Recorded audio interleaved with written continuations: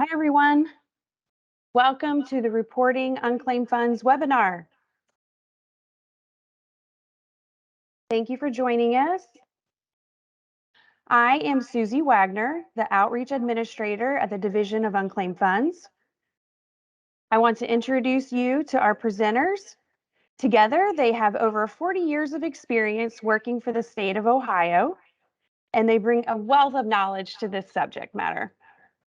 Amy Schellhamer is our Finance Manager at the Division of Unclaimed Funds, and Amy has experience auditing and managing financial accounts. Amy, nice to see you. George Gladden is our Compliance Manager at the Division of Unclaimed Funds. George brings 19 years of experience auditing and working for the division. George, welcome. And then we have Kelly Lister, our legal counsel for the Division of Unclaimed Funds. She may be popping in at the end for our Q&A session. Kelly, nice to see you. We did get many questions submitted as part of our registration today. I think you'll be happy to hear that we will be answering many of those questions throughout our presentation. And please post any questions that you have during this webinar in the chat. We will do our best to answer them, and know that any questions that do not get answered today will be posted in a Q&A document as a resource on our website. We have many items to cover on our agenda, so I'm going to go ahead and get started.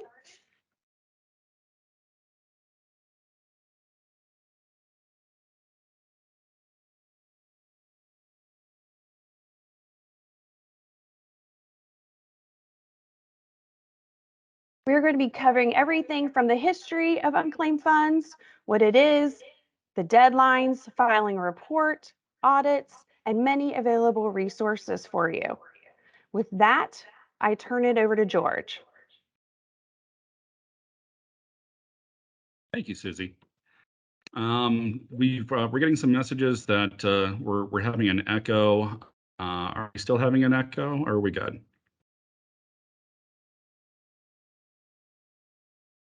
Okay, I think we're good to go. Yeah, okay, some folks can't hear. Okay,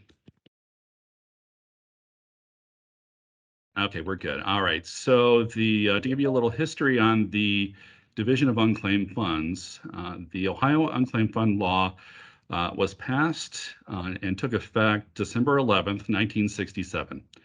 The Department of Unclaimed Funds for Ohio was established in 1968, and we received our first reports from life insurance companies by May 1st of 1968, and from other companies by November 1st of 1968.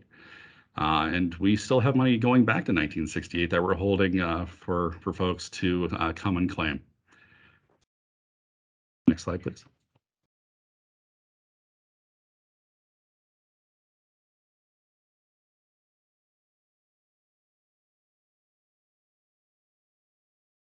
So the definition of unclaimed funds in the Ohio Revised Code 169.01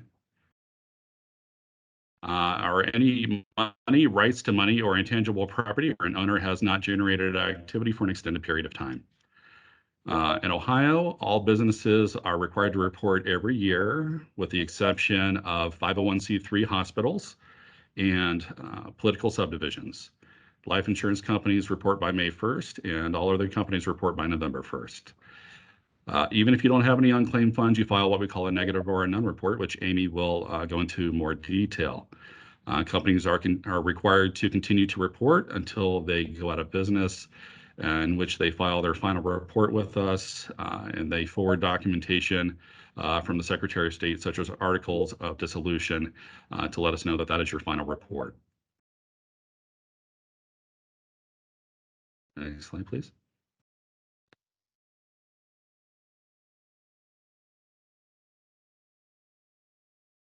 So here's everything you need to know about reporting unclaimed funds in Ohio.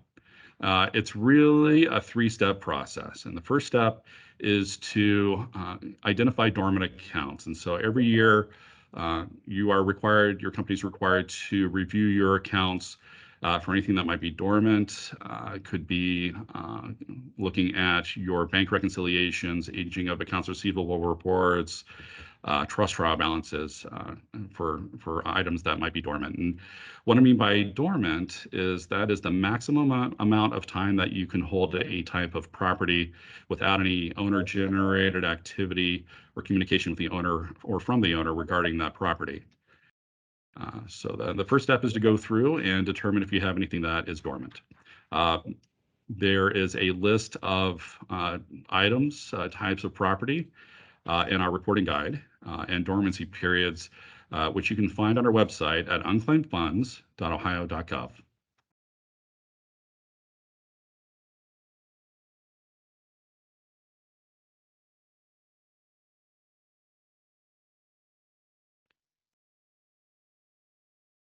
Amy, would you please hit next slide?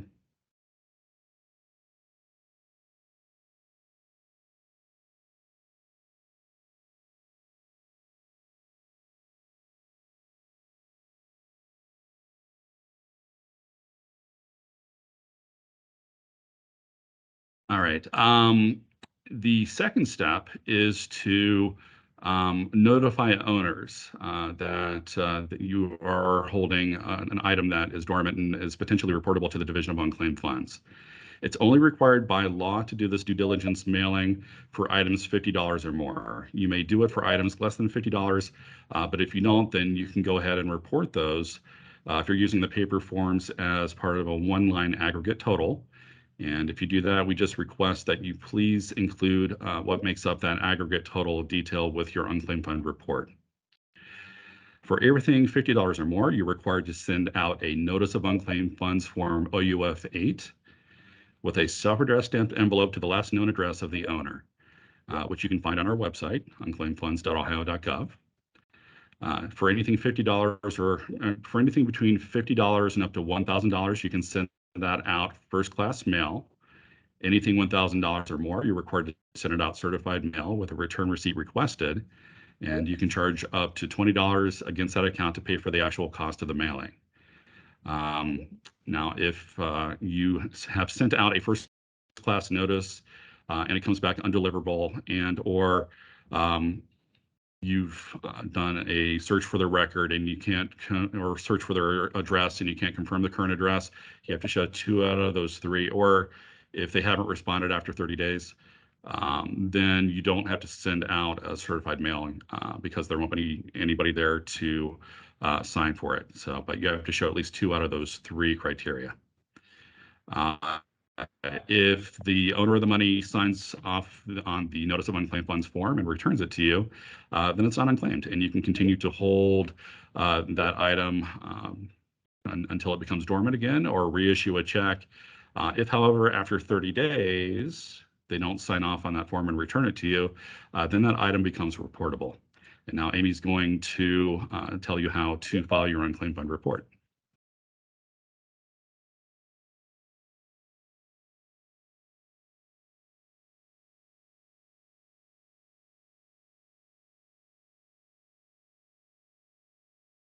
Sorry.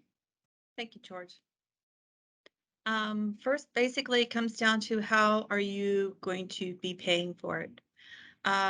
We have a reporting option 1, which is geared towards paying via check or, excuse me, via ACH or credit card. First, you want to submit your file. You want to download either the owner detail file template, which we have on our website, or create a NAPA file through UP Exchange or HRS Pro. The HRS Pro and UP Exchange, I believe, charge a fee depending on how you report. Most companies have multiple state reporting, so there's a different fee distribution between those. So once you develop your file, which is a NAPA file, and NAPA stands for National Association of Unclaimed Property Administrators. Basically, this is an agreement of the format that states will accept.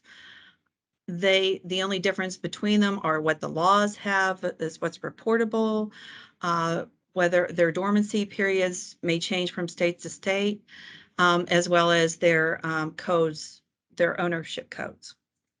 Anyway, for the state of Ohio, we do have our codes out there for you to see on our website.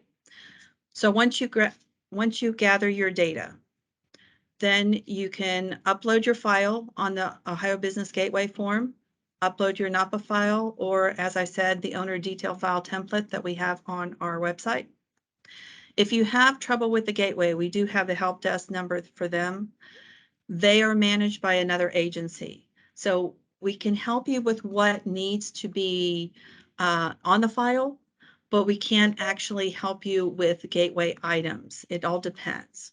So don't be surprised if we refer you to the Gateway Help Desk if you call us. When you're submitting on the Ohio Business Gateway and you want to pay by ACH debit, there is a debit blocker that you need to provide your financial institutions. This debit blocker you should give to them before you do your filing, because once you hit submit, it may not go through. And that's the biggest reason it doesn't go through. But as I said, we do take credit cards as well through the Ohio Business Gateway. Should you need to know more details on filing a report, please check out our reporting guide on our website. Next slide, Susan. As I said, there's another option. You can pay via check. If the business does not do ACH debit or credit cards, this is the other option. We do not accept wires or ACH credit. We do not give our banking information out. So same way, you can gather your template via our template that we put on the website, or create your NAPA file through UP Exchange and HRS Pro. Or on this option, you can use one of our forms and create a PDF version. Now these forms can then be uploaded to our business upload portal, and then you would make a check made payable to the Division of Unclaimed Funds, mail it to 77 South High, the 20th floor, Columbus, Ohio, 43215. Please note to put your FEIN number on the check. If you're not going to attach anything with it, which we don't expect you to since you've uploaded your template, this is what tells us where the check will be applied. Next slide, please.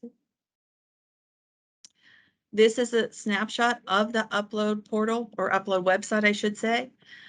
As you can see, we get basic information, the FEIN number or social security number, the business name, the person filing it, their email address or their phone number. Should we have a problem with the file, it comes in handy to have this information.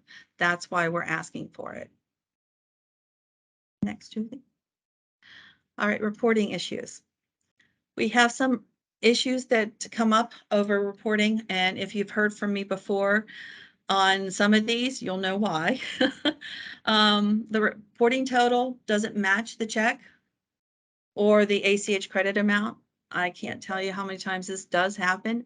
Double check your figures before you upload or before you make out the check. The full owner detail.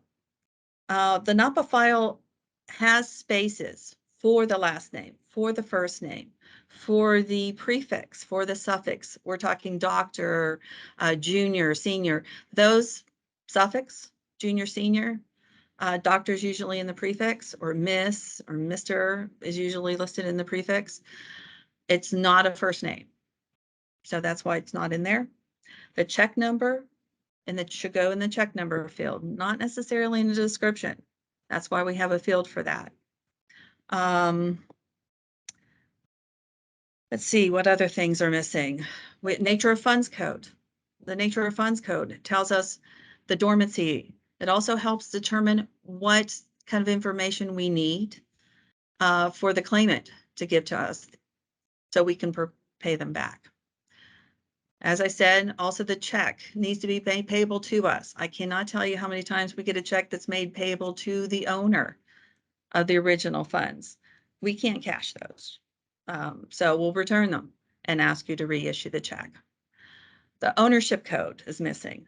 This tells us if it's a single owner, if it's a joint owner, if it's a beneficiary. Again, this determines what kind of information we're going to need to pay out the claim on this property.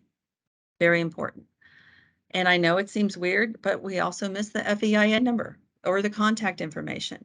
Again, if there's any question on the report, this information is very important for us to reach out to you, to ask you. Sometimes it's just a matter of we need the column expanded. Some people will send us the PDF version of the Excel file, their CSV file. Sometimes the dates, they're cut off and we can't read them. That information is why we're reaching out to you on. Then there, just basically look over the file. Is the information in the proper format? Is it in the right space? The birth date. Please give the full year. This is important because now we're getting, it's unclaimed funds. So it could be historical.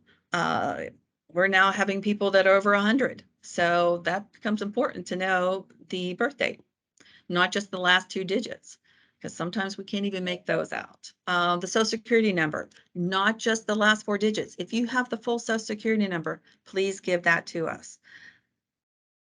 Yeah, believe me, that helps us determine who it belongs to. All right, next slide. Non-reports. So as George has stated, you're required to file a report, even if it's none, even if it's 0. So please file your non-reports. We are going paperless. So we strongly encourage you to file it on the Ohio Business Gateway. Most businesses are already located on the Ohio Business Gateway because they pay their sales tax and other tax information from their business. So as I said, look for it on the Ohio Business Gateway. Safety deposit boxes. We have updated our forms since last year. Please look at those on our website. We are asking for you to coordinate your delivery to Mike Scott. There's his information there, his phone number, 614-644-1775. Coordinate the delivery with him. That way there's somebody on site, because we check what we're getting in. We will double check. And usually 2 people have to be there to record this information in. Also, on these safety deposit boxes, yes, they're still out there, and yes, they're still being remitted. The cash, if it's current cash, we ask, well, actually you should lump all the amounts together and send us a check for the total. Do not send us current cash. It's different if it's a collector coin, that kind of stuff. I understand that should be separate and kept in its box or kept with the owner information. But if it is current currency, we do deposit that and record that as amount under the owner. Next slide. And now George will talk about attorney unclaimed funds. Thank you, Amy. So one of the newer things over the past year or so has been some legislation that passed on April 12, 2021, creating a new category of unclaimed funds called attorney unclaimed funds. It has a NAPA code of TR88, and NAPA stands for the National Association of Unclaimed Property Administrators. If you're unfamiliar with NAPA codes, it's a property code you use when you report. There's a 3-year dormancy period on these kinds of unclaimed funds, and they include funds that are held in an attorney's interest on lawyer's trust account or in a title company's interest on trust account. So these funds, whenever you report them as TR88, they are loaned to the Ohio Access for Justice Foundation, which is the largest legal aid foundation in Ohio, and in which they use for their programs. If the owner of any of that property, however, that money comes to claim it, then we request that back from the Ohio Access to Justice Foundation, and we make sure that the owner of the money is able to claim it. Next slide, please. As mentioned before, Life insurance companies are required to report by May 1st for anything dormant as of December 31st of the prior year. All of the other businesses are required to report by November 1st for anything dormant as of June 30th of that year. Next slide, please. All right, holders, companies, we call them holders because they hold unclaimed funds, must retain records for 5 years plus the relevant dormancy period. So say, for example, a refund check has a 3-year dormancy period. You would need to keep bank reconciliations available for us to review for 8 years. Payroll, there's a 1-year dormancy. You would only need to keep that for 6 years. And then companies are required to keep 5 years of unclaimed fund reports available if we ever need to come in and review. You can either keep the paper copies or you can keep them in electronic format.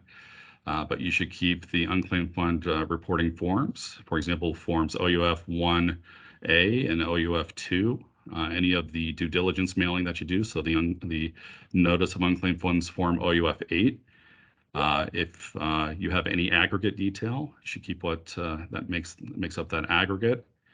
If anything comes back undeliverable for that due diligence mailing, and any other support documentation that you use to create your unclaimed fund reports. Next slide, please. If you're approaching your reporting deadline and you find that you need more time, you can request an extension on our website at unclaimedfunds.ohio.gov. You can request 30 days, 60 days, 90 days, or 120 days. And so long as we receive the request by the reporting date, then you receive the extension automatically. In this case, on our website, we're currently in the November 1st reporting season. So requests for extensions for life insurance companies are not available. However, when we join or move into the life insurance reporting season, that will become available on our website. Next slide, please.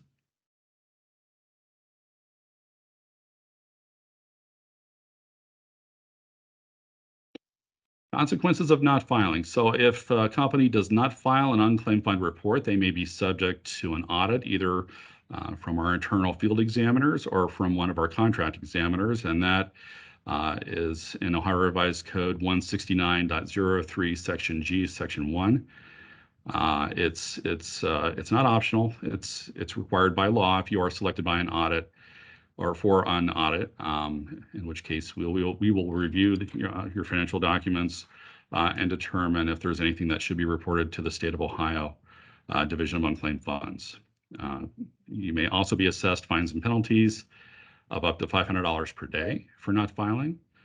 And that's under Ohio Revised Code 169.12 and Ohio Revised Code 169.99. We typically reserve fines and penalties for companies that are not cooperative. However, that is written into the law, and they may be assessed. If you would like to avoid those fines and penalties, however, we do have a voluntary compliance agreement program where you can enter into a voluntary disclosure agreement with the Ohio Division of Unclaimed Funds. The first requirement is that you have not been selected for an audit. So if you receive an audit letter or a letter informing you that you've been selected for an audit, either from the Ohio Division of Unclaimed Funds or one of our contract auditors, then you're not eligible for the program. You do have to agree to report a specific amount over a certain period of time for reporting years. However, once you enter into that agreement and you report that amount, you're held harmless from any fines and penalties or legislation regarding those funds that are reported to the Division of Unclaimed Funds. We have several resources available. Our first is the one that I mentioned is our website, unclaimedfunds.ohio.gov, and that QR code will lead you to the reporting section on our website.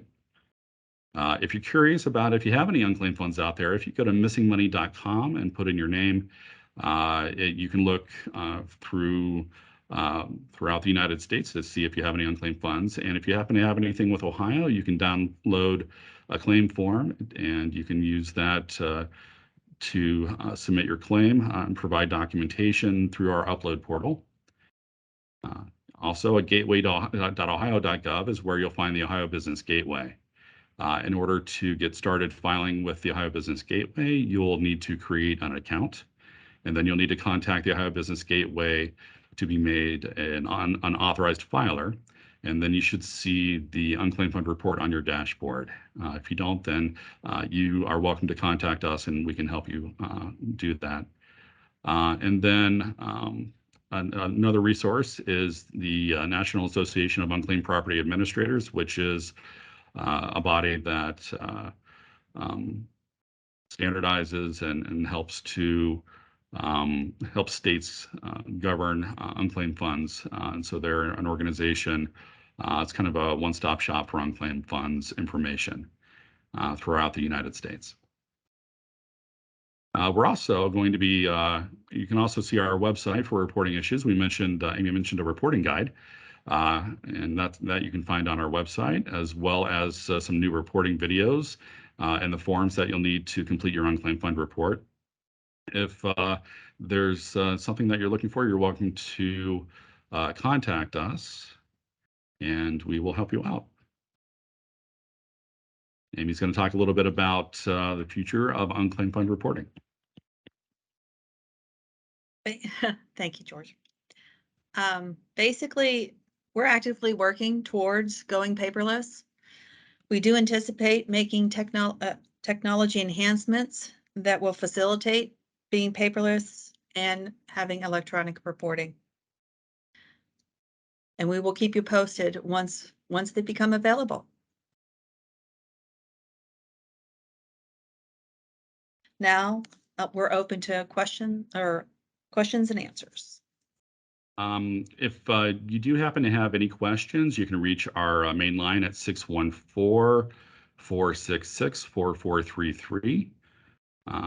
We're in the office typically 8 a.m. to 5 p.m. You can also email Amy at unfdholders, all one word, at, oh shoot, and that just went away. I think it's com.ohio.gov. And then if you'd like to reach me or the compliance section, it's unfdcompliance@com.ohio.gov. And so I know a lot of you folks have been asking, about slides and a recording. We'll look into see if we can make those slides available. But we will definitely be making the recording available on our website and for folks that were unable to get into the presentation today.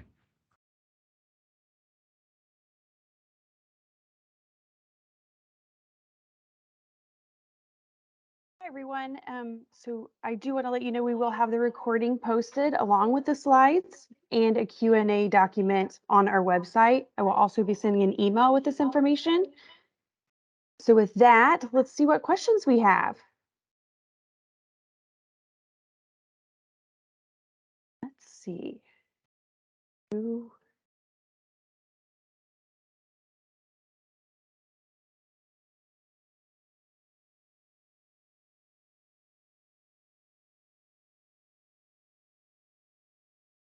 How does a financial institution treat health savings accounts? The reporting guide is silent. Are they treated the same as checking accounts or the same as IRAs?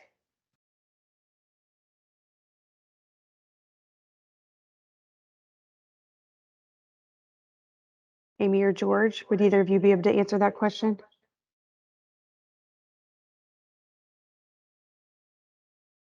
If not, actually, while you ask the next question, I'll go ahead and look into that, see if I can come up with an answer for you.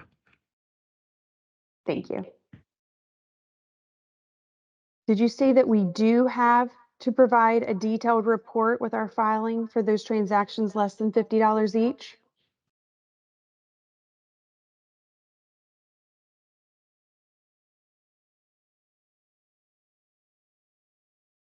I'll take that. Okay, thank you, Amy. Sorry. I forgot to mention aggregates. So we do have aggregate report. We do allow aggregate reporting for less than $50. However, we strongly encourage you to provide that information to us. Otherwise, you're going to be retaining it anyway. for the retention, the record retention. But if you have it available, please send it to us. It is wages. Wages less than 50 are not reportable, but everything else we do not have a de minimis on. So even if it's a penny, it's reportable. I hope that helps you.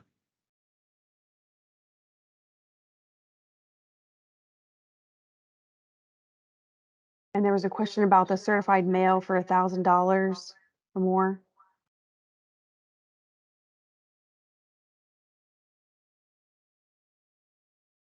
I can take that one. I can clarify that a little bit. I apologize for being unclear. So anything $1,000 or more, if you're doing the due diligence mailing, you're required to send it out certified mail with a return receipt requested, and you can charge up to $20 against the account to pay for the actual cost of the mailing. If, however, you have 2 out of the following 3 criteria, then you are not required to send it out certified mail. The first of which is if you've sent them a first-class notice and it comes back undeliverable, or if there's no response after 30 days, or if you've done a public record search for the address and you cannot confirm the address, as long as you have 2 out of the 3 and you can document that, then you're not required to send out the due diligence mailing by certified mail.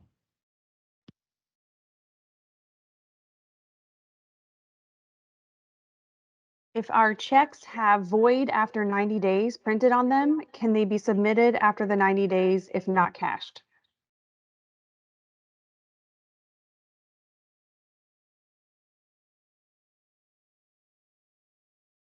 I'll take that one too. We didn't touch on this, but Kelly, do you want to take that one? I can. That has Okay. been the subject of some litigation. In fact, in the state of Ohio, even if you put on your checks that it's void after 90 days, it is still reportable to us that you can't contract your way out of an obligation. If they've earned the individual has earned the right to payment, then that check should be properly reportable to the division in the name of the payee on the check. If you want to have a more detailed discussion after this, I'm more than happy to do that. And my contact information will be made available to you.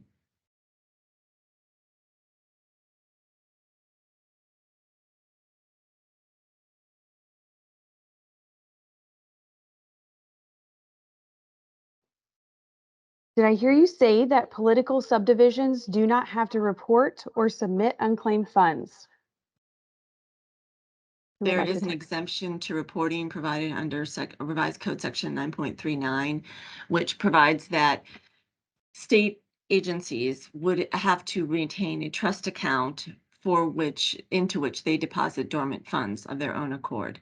Now recognize that would be for funds to which they're entitled as a state agency in the operation of their function. They're entitled. These monies are due to that state agency.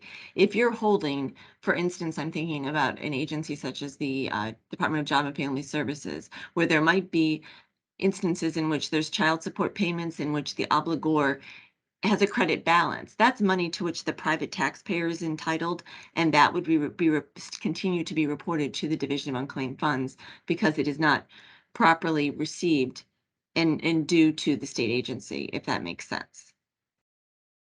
Otherwise, if it is money to which that state agency is entitled, they have an obligation to retain the funds in their own separate trust account, and they would not be reported to the Department of Commerce. Thank you. Okay, I have an answer regarding health savings accounts, some information for you. With health savings accounts, they're a little bit differently and handled a little bit differently. All right, a health savings account with no automatic renewal would have a 3-year dormancy, and that's given under Ohio Revised Code 169.02, Section J. A health savings account with automatic renewal has a 5-year dormancy under Ohio Revised Code 169.02, Section R, with dormancy triggered by 2 consecutive return mailings. And as far as the NAPA code, I think it depends on which of those instances. And so I'll find that information too for you. Someone here is asking, they wanted to hear more about how reciprocity works. We would like to take that one. Amy, do you want to take it, or I'm happy to talk about it. Well, I'll tell you what I know, and then if you want to add, feel free. We don't have any formal agreements with the other states. However, we do participate in reciprocity with other states. So if it ends up being reported to us for, let's say, Wisconsin, we will send Wisconsin the funds. So we do not retain them. Now, I must tell you, in the middle of once we get the report versus once we send out the reciprocity, if the person has already gone on missingmoney.com, found out that we had it, and started the process with us, they probably won't be included in being sent to Wisconsin because they've already started the process with us. So just to elaborate on what Amy is saying, each year when holders report funds to us, they identify the last known address of the owner of those funds. We sort through our reporting and identify all of those reported unclaimed funds owners and identify those with the last known address in another state. And then on at least an annual basis, we are reporting to those states of last known address the unclaimed funds for owners in their state. Want to go back to what we had talked about previously about the section for the exemption from reporting for other state agencies. Realize that's exclusive to them. If you're holding funds that belong to the city of Columbus, that doesn't mean you don't have to report them. That as a holder, you would still have to report funds to the division if you're unable to return them, which I can't imagine you wouldn't be able to. But if you're holding funds that belong to a government agency that are dormant, then they are reportable to the Division of Unclaimed Funds. If the exemption is only from reporting for the state agencies on the reporting to the Division of Unclaimed Funds. If you're holding funds that belong to a state agency, that's not what the exemption is made for. This is a great question. What if we never have the owner's birthday or social security numbers? I take that. Basically, give us what you have, as much information as you have. There's even a spot on the NAPA format for email addresses because people are becoming more electronic. There is a place for that in our database for that as well. So just give us what you have. And just to shout out, it's always very helpful for us that you give us the last documented date of the last transaction date or the last documented date of interaction with the owner, so we can put it into a time frame as to they were, whatever information you're able to give us was relevant at that period in time. It can often be helpful. And to add to that, because it's quite possible that a John Smith may end up at the same address that you just reported to us. That's why that date becomes more essential of when the activity occurred, because we'll know when a particular John Smith was at 123 South High Street. We would know. And if you have junior or senior, include it. Include whether it was junior or senior or the third. We're also getting lots of questions about none or the zero reporting. How do you file it? Is it required? And another specific question, we have filed unclaimed property 1 year to Ohio, but are a business in another state. Are we required to file a zero report each year?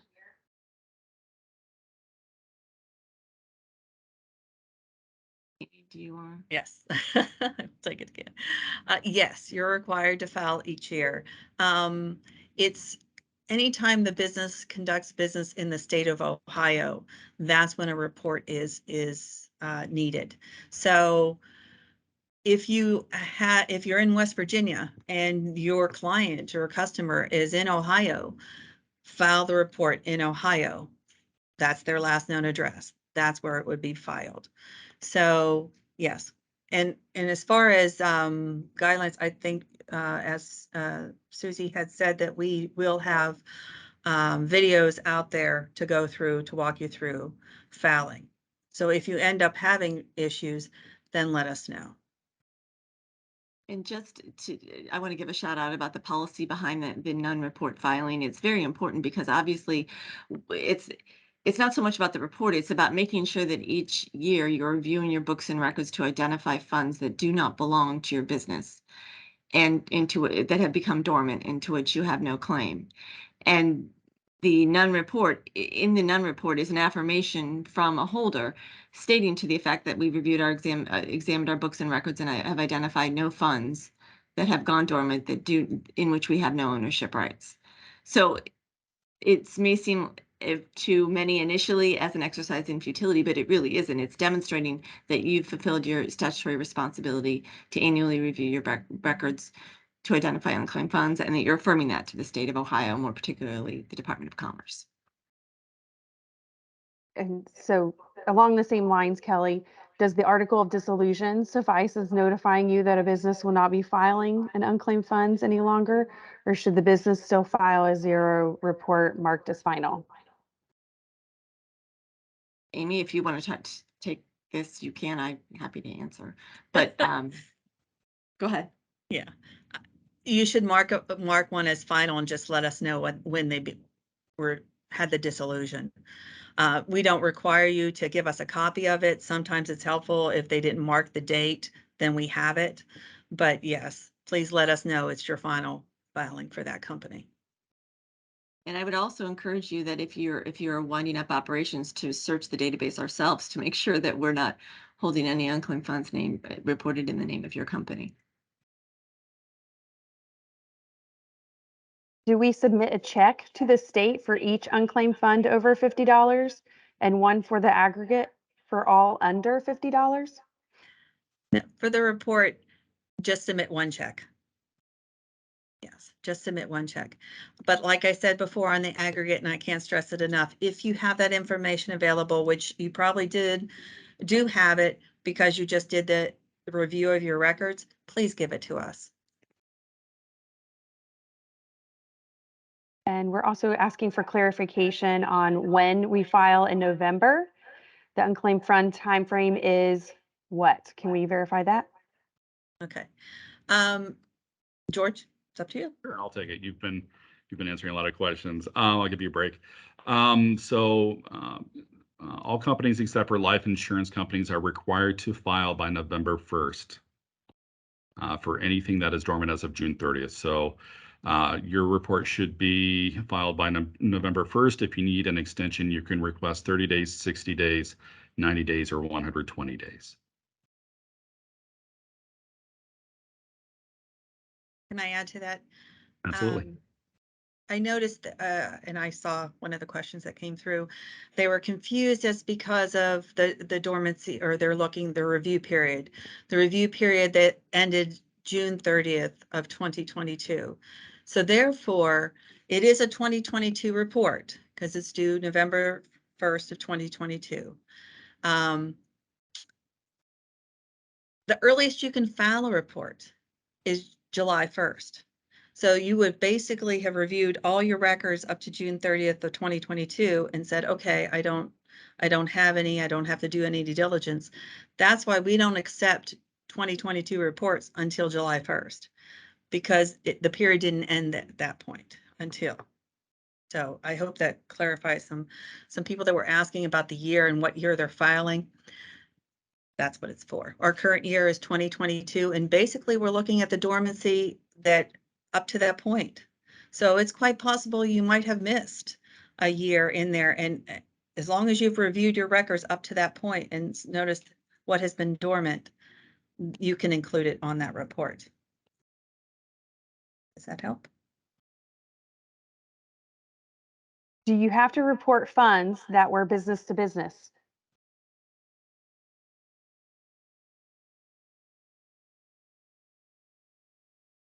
I will take that. A business to business is found in 16901 of the revised code. It's an exemption from the definition of unclaimed funds. So funds that are properly within the scope of that exemption are not reportable to the division. However, Please appreciate their exclusions, wages, salaries, commissions. Those are never considered business to business exempt funds. And the exemption, as it was originally written, is more narrow than I think many believe, in that there are specific requirements in order to qualify. For instance, if you were audited and you had claimed that certain funds were exempt from reporting under the business to business exemption, by law, you're going to be required to have some documentary support for that exemption in the form of an invoice for payment. It has to be for goods and services from one business to another. And so when you're looking at using this exemption, I think it's very important that you be familiar with the requirements of that exemption. When I guess I can go into detail here if people would like me to, but the definition relates only to vendor payments and overpayments in transactions between two businesses in which there's a check issued in payment in response to an invoice received from that other business for services or products. Now, obviously, many of these may be electronically imaged in modern commerce, but there has to be some documentary evidence to show that this was for goods and services to support the business operations of another business entity. And there are exclusions from that definition. As I said earlier, for instance, salaries and commissions.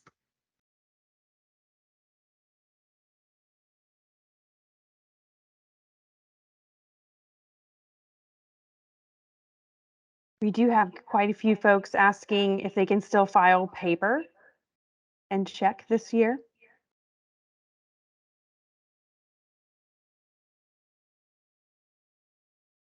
I take that. We are accepting it, but I strongly encourage you to try to do the gateway. We are going towards being paperless. I don't know what the other options are going to end up looking like. That's why we're not telling you exactly what they're going to be, because we're not sure yet. So in the meantime, get as familiar as possible with filing electronically. That way, anything that can be ironed out with the gateway, we can do that ahead of time. But I am, like I said, I am taking them, but try not to.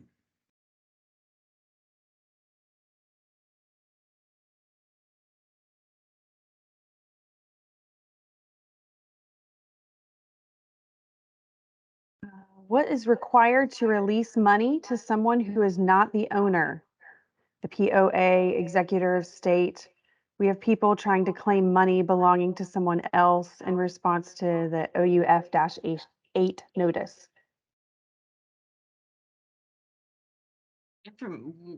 I understand the question to mean if these funds have been reported to the division, what is necessary for their release.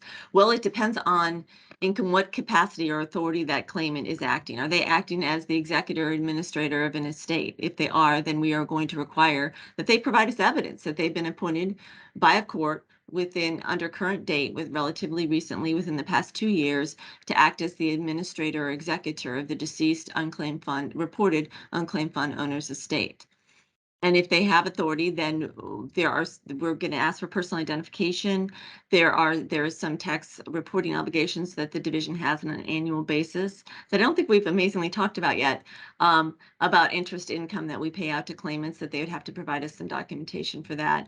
And fundamentally, they've got to show us that the decedent, for whom they serve as the executor or administrator, is the owner, the reported owner of these unclaimed funds.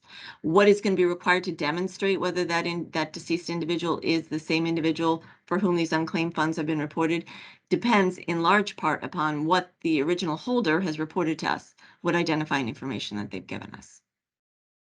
In the instance of a trust, we're going to be looking at the trust agreement or certification of trust, evidence of their appointment as the trustee, and again, identifying information regarding is dependent upon what the holder of those funds has given us, by which we can identify the person to whom those funds should be paid.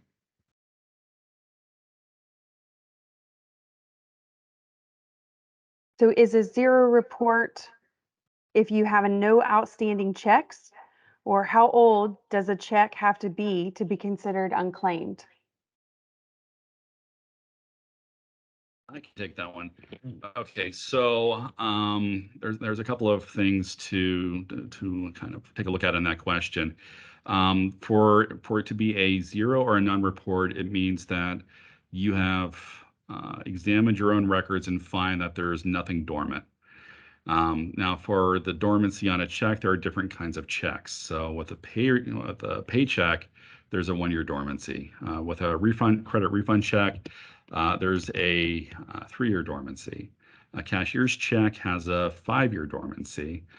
Traveler's checks have a 15-year dormancy. So it really depends on what it is. You can find a list of all of those types of unclaimed funds in our reporting guide on our website toward the back of the booklet. And that should hopefully answer any questions that you have about the dormancy. A typical check will probably have a 3-year dormancy period that you'll encounter.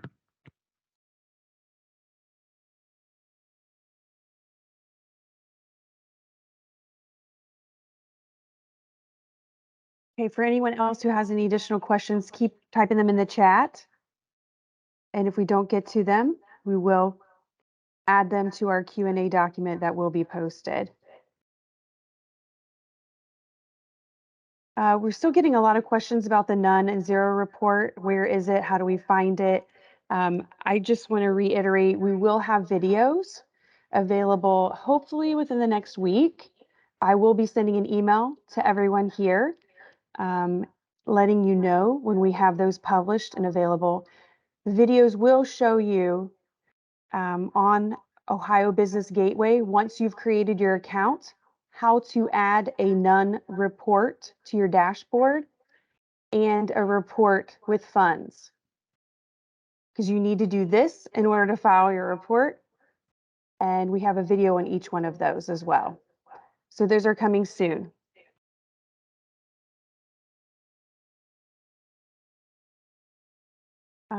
Our financial institution will be acquired by another one once approved by federal government.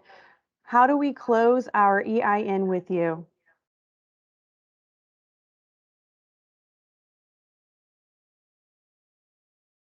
I can do that. Honestly, we are also informed by our Division of Financial Institutions whenever there's a merger of the financial institutions.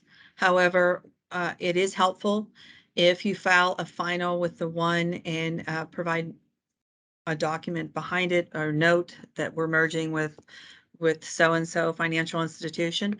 That is helpful. I have received, in fact, I received one today, but we usually are made aware of that through the Division of Financial Institutions as well.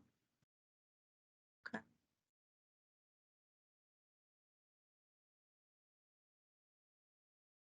Are there separate rules for 501c3 organization holders of funds?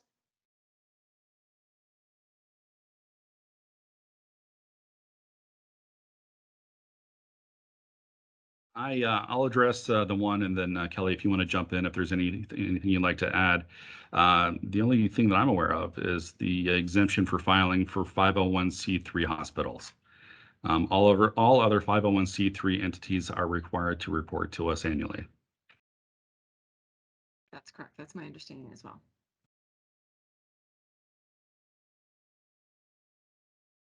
Are received unclaimed funds taxable? I'll take that because I think what you mean are there tax reporting obligations. Each year annually, the division is required to file an informational report to the IRS. And what we are reporting to them is accrued interest, because the state of Ohio pays interest on all unclaimed funds once they're reported to us during the time that they're held in trust in our custody. And we have, when we pay out a claim, necessarily a component in that claim payment is interest. We're required to report the interest payments we pay claimants. Realize that I can't advise you as to the tax consequence of that, because it is wholly dependent on what your income tax bracket is and what interest income you may receive over the course of a taxable year from a variety of different sources as to how that's going to impact your tax liability. But we don't tax, we never tax a claimant. And all that we provide to the IRS is information reporting about that portion of your claim payment that was interest income.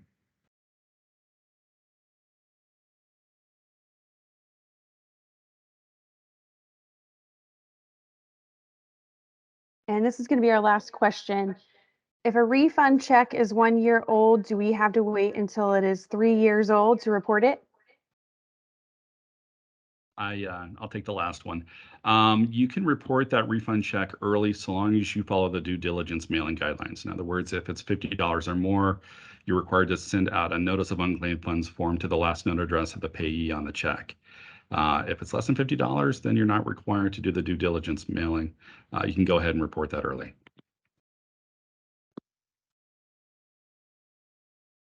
Okay, thank you everyone for attending our webinar on reporting unclaimed funds. Again, we will post the recording of this replay on our website and it will be emailed to all of you along with all of our resources and contact information. We'll be seeing you.